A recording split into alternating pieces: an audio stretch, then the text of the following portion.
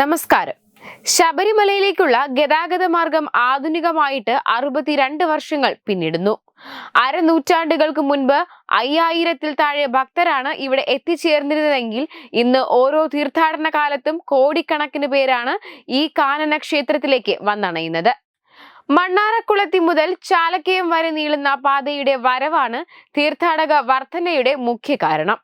അരനൂറ്റാണ്ട് മുൻപ് വരെ ശബരിമല യാത്ര അതികഠിനമായിരുന്നു.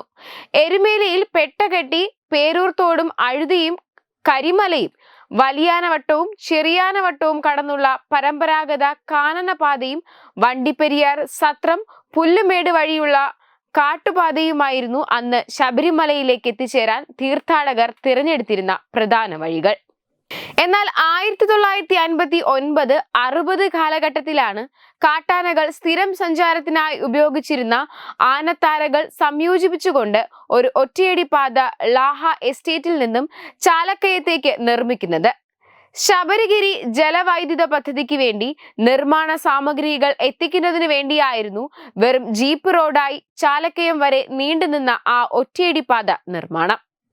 എന്നാൽ ചാലക്കയത്തേക്ക് ഒരു പുതിയ റോഡ് എന്ന ആശയത്തിന് വഴിതെളിച്ചത് 1962-ൽ അന്ന് കേരള ഗവർണറായിരുന്ന VV ഗിരിയുടെ ശബരിമല സന്ദർശനമായിരുന്നു.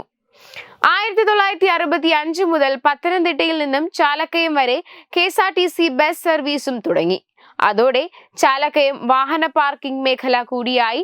1975 ശേഷമാണ് ചാലക്കയം മുതൽ പമ്പ വരെയുള്ള നടവഴി ദേവസ്വം ബോർഡ് ഏറ്റെടുത്ത് റോഡ് നിർമ്മാണം തുടങ്ങിയത്. സാഹസിക യാത്രികർക്ക് പോലും അത്ര പ്രാപ്യമല്ലാതിരുന്ന കാട്ടിട വഴി അങ്ങനെ ലോകത്തിനു മുന്നിൽ നെടുനീളത്തിൽ തുറന്നു കിട്ടി. ശബരിമലയെ ജനലക്ഷങ്ങളുടെ സംഗമ ഭൂമിയാക്കി മാറ്റിയ വിധിനിയോഗം കൂടിയായിരുന്നു അത്.